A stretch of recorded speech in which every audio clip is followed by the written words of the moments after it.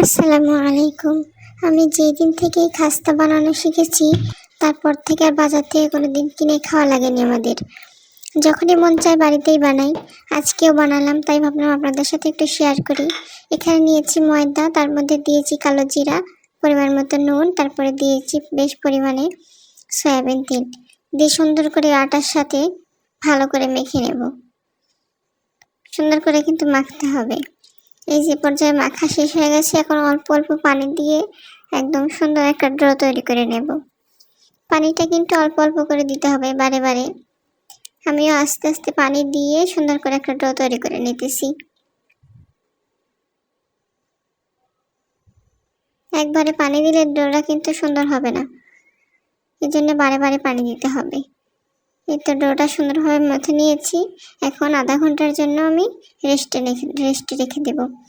সাধারণত রুটি পরোটার চাইতে যে ডোটা তৈরি করি আমরা, তার চাইতে একটু শক্ত হবে। রেস্টে রেখে দিলে আর একটু নরম হবে। এতে পর্যায়ে আধা ঘন্টা পর এই তো দেখুন কত সুন্দর নরম হয়ে গেছে, একদম সফট হয়ে গেছে। এখন এগুলো একটু ভালো করে মথে এখন এটা আমি 2 ভাগ করে নেব। মানে 2 ভাগ করে নিয়ে তারপরে অর্ধেক অর্ধেক করে বেলে নেব। সুন্দর করে এ পর্যায়ে মথে নিতে হবে। ভিডিওটি ভালো লাগলে অবশ্যই লাইক দিয়ে পাশে থাকবেন। একদম সুন্দর করে একটা রুটি বানিয়ে নেব, একটু মোটা করে রুটি বানিয়ে নেব আমি এখন।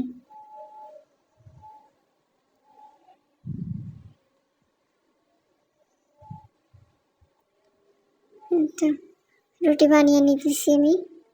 রুটিটা একটু মোটা করে বানাতে হবে। রুটি দেখুন রুটির পুরটা কেমন হবে আমি ভালো করে দেখিয়ে দিয়েছি। এখন সুন্দর করে লম্বা লম্বাভাবে একটা চাকু দিয়ে কেটে নেব। স্কোয়ার শেপ করে আর কি কেটে নেব। লম্বাভাবে আমি কেটে নিয়েছি, এখন আড়াআড়িভাবে কেটে নেব।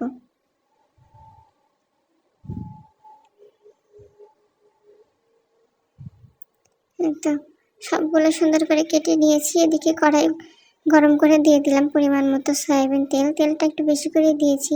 আর তেলটা কিন্তু বেশি গরম হওয়া যাবে না। বেশি গরম হলে এই ময়দা ইয়েটা দিলেই খাস্তাটা দেওয়ার সাথে সাথে কিন্তু বেশি পুড়ে যাবে, ভিতরে এটা ক্রিস্পি হবে না। আর হালকা তেলে দিলে, হালকা গরম তেলে দিলে এটা আছে সুন্দরভাবে আস্তে আস্তে মানে একদম ক্রিস্পি হবে, খেতেও ভালো লাগবে আর শক্ত শক্ত হবে।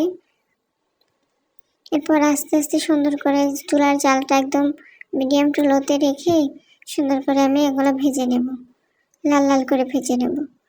সুন্দর করে ভাজা হয়ে গেছে, এখন এগুলো উঠিয়ে রেখে দিতেছি। একে একে সবগুলো উঠিয়ে রাখতেছি। আর এদিকে বাকিগুলো ছিল ওগুলো দিয়ে ভেজে নেব। এগুলো দিয়ে দিচ্ছি। আর এদিকে আমি বাটিতে চিনি নিয়েছি। চিনিটা কড়াইতে দিলে ভালো হয়, কিন্তু আমার চিনিতে একটু পিঁপড়া ছিল, এজন্য পানি দিয়ে গুলে একটু সেঁকে নিতেছি। আমি সেঁকে দিয়ে দেব, কারণ পিঁপড়া ছিল চিনিতে, একটু 2-1টা পিঁপড়া। তো সবগুলো ভাজা কমপ্লিট হয়ে গেছে। এখন ওই কড়াইটা ধুয়ে ভালো করে সেঁকে রাখা চিনির পানিটা দিয়ে দিলাম। আমি চিনিটা কতটুকু পরিমাণে নিয়েছি আপনারা তো দেখতে পাইছেন। এখন এটা দিয়ে সুন্দর করে বলক তুলে নেব, ফুটিয়ে নেব আর কি। নিয়ে এর মধ্যে ভেজে রাখা নিমকিগুলা দিয়ে দেব, দিয়ে একদম সুন্দর করে নাড়াচাড়া করতে হবে। আস্তে আস্তে আস্তে আস্তে সুন্দর করে নেড়ে নেব। একদম সুন্দর আঠালো একটা ভাব হয়ে আসছে। এ পর্যায়ে কিন্তু নাড়তে হবে, নইলে নিচে লেগে যেতে পারে বা পুড়ে যেতে পারে ক্যারামেলটা। একবার আস্তে আস্তে সুন্দর করে নেমে নেব। এ পর্যায়ে কিন্তু আমি চুলার জালটা অফ করে দিয়েছি। চুলার জালটা অফ করে চুলার উপরেই রাখছি, কারণ চুলার একটা গরম ভাব আছে, ওটাতেই অনেকটা হয়ে যাবে। এখন অনবরত নাড়তে হবে। এ পর্যায়ে ভয় পাওয়ার কিছু নাই, কারণ এখানে দলা দলা পেকে আসতে পারে, দলা বেঁধে আসতে পারে আর কি। দলা বেঁধে আসলেও পরে সন্নি দিয়ে লাড়া দিলে কিন্তু একদম সুন্দরভাবে হয়ে যাবে। দেখুন এই পর্যায়ে কত সুন্দরভাবে হয়ে আসতেছে।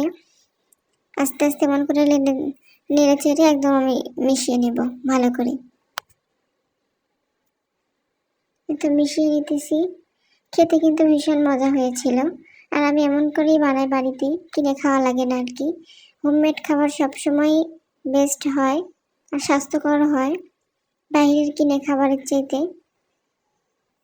এই তো হয়ে গেছে। এখন এগুলো সুন্দর করে ঠান্ডা করে বয়ামে ভরে রেখে দেব।